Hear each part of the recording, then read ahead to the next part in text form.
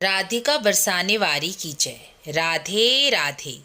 चातुर्मास का आरंभ 17 जुलाई देवशयनी एकादशी से लेकर कार्तिक शुक्ल पक्ष देव उठनी एकादशी तक है। शास्त्रों के अनुसार हमारे ऋषियों ने चातुर्मास को पुण्य लाभ के साथ साथ अपने शरीर और मन की शुद्धि का समय बताया है। इसलिए चातुर्मास में देव दर्शन, पूजा पाठ, मंत्र जप, नाम जप, व्रत, दान का फल कई लाख गुना अधिक कहा गया है। चातुर्मास के नियम अपनाकर हम पुण्य फल तो प्राप्त करते ही हैं, साथ साथ शरीर और मन को शुद्ध और स्वस्थ भी करते हैं। जैसे एक ही कार्य से दो कार्य सिद्ध हो जाते हैं, ऐसे ही चातुर्मास के नियम हमारे ऋषि मुनियों द्वारा बनाए गए हैं। आज भी मनुष्य यही नियम अपनाकर वही पुण्य लाभ और स्वास्थ्य लाभ प्राप्त कर सकता है, जैसे हमारे ऋषि मुनि, वैष्णव जन, साधु संत आज भी प्राप्त करते आ रहे हैं। यह चातुर्मास के नियम किसी भी प्रकार के अंधविश्वास या कर्म कांड की क्रिया के तहत नहीं बनाए गए, बल्कि इन्हें बनाने के पीछे आध्यात्मिक कारण, पुण्य लाभ के साथ साथ वैज्ञानिक कारण भी है।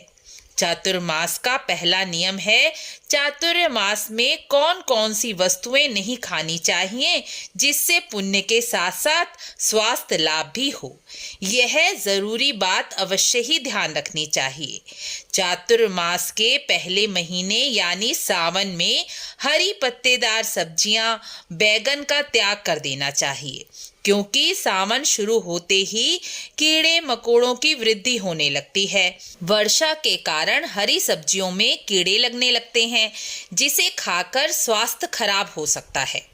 दूसरे महीने यानी भादों में दही नहीं खाना चाहिए, क्योंकि भादों में हमारी जठराग्नि मंद हो जाती है, जिससे दही और अधिक गरिष्ठ वाले भोजन यानी तले हुए भोजन पचने में समय लगता है और भोजन देर तक पेट में रहने से सड़ने लगता है, जिससे पेट की बीमारियां होने लगती हैं।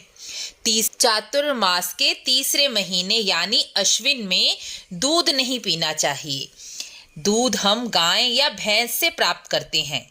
इस महीने में जो चारा या भोजन गाय भैंस खाती है, वह भी कीड़ों के द्वारा संक्रमित होता है, जिससे उनके दूध में भी उसका असर आ जाता है। इसलिए क्वार में दूध नहीं पीना चाहिए। एक मत के अनुसार क्वार यानी अश्विन में पितृपक्ष भी आता है और गाय के दूध को अमृत कहा गया है। हमारे पितृ दूध और खीर से सबसे अधिक प्रसन्न होते हैं, इसलिए अश्विन में हमें पितरों की तृप्ति और प्रसन्नता के लिए स्वयं दूध का त्याग कर अपने पितरों को दूध का दान और तर्पण करना चाहिए। इसलिए भी अश्विन मास में दूध नहीं पिया जाता। चौथे महीने यानी कार्तिक में उड़द की दाल और करेले का त्याग कर देना चाहिए। कार्तिक मास भगवान विष्णु को अति प्रिय है और उड़द की दाल और करेला तीखे, चटपटे और तिक्त भोजन में आते हैं, जिससे आलस और तमोगुण की वृद्धि होती है। पूजा में, मंत्र जप में मन नहीं लगता, आलस होता है और वायु विकार भी बढ़ता है, जिससे शरीर में दर्दें बढ़ती हैं और पूजा पाठ में भी मन नहीं लगता। इसलिए चतुर्मास के इन 4 महीनों में यह वस्तुएं त्याग देनी चाहिए। चतुर्मास की दोनों एकादशियों का व्रत भी अवश्य करना चाहिए। यह व्रत पुण्य लाभ के साथ साथ स्वास्थ्य लाभ भी कराता है। एकादशी प्रत्येक व्यक्ति के लिए बहुत आवश्यक कही गई है। गृहस्थों के लिए एकादशी अति उत्तम व्रत बताया गया है। शास्त्रों के अनुसार एकादशी व्रत ना करने वाला व्यक्ति पाप का भागी होता है। एकादशी पर अन्न खाना पाप का भोजन करना माना गया है। इसलिए चातुर्मास की एकादशी व्रत करके पुण्य लाभ के साथ साथ स्वास्थ्य लाभ भी होगा। चतुर्मास का एक नियम होता है नक्त व्रत। नक्त व्रत का विधान गृहस्थियों के लिए अनिवार्य बताया गया है।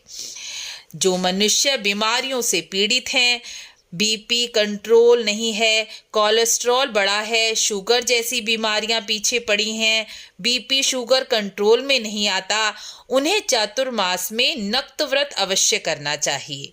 चतुर्मास में यह व्रत करने से पुण्य के साथ साथ स्वास्थ्य लाभ भी प्राप्त होता है, क्योंकि चतुर्मास के इन 4 महीनों में श्रावण, भादो, क्वार और कार्तिक, इन 4 महीनों में यदि हम संतुलित भोजन करेंगे, अन्न कम ग्रहण करेंगे, तो पूरे साल हमें स्वास्थ्य लाभ होगा। नक्त व्रत का अर्थ है दिन में एक बार अन्न का भोजन करना। दिन में सूर्य अस्त से पहले पहले यानी 6 बजे तक अन्न का भोजन भरपेट खा लें। सुबह शाम यदि भूख लगे तो फल, सलाद या फलाहार कर सकते हैं। यदि आप स्वस्थ हैं तो भी यह व्रत आपके लिए अति लाभकारी होगा। मोटापा, आलस, लेजीनेस जैसी बीमारियों से आपको मुक्ति मिलेगी। इसलिए चतुर्मास में यह नियम अपनाकर पुण्य के साथ साथ स्वास्थ्य लाभ भी प्राप्त करें। और आपको वीडियो अच्छी लगी हो तो शेयर अवश्य करें, ताकि यह जानकारी अधिक से अधिक लोगों तक पहुंचे और वह भी लाभ प्राप्त कर सकें। राधे राधे।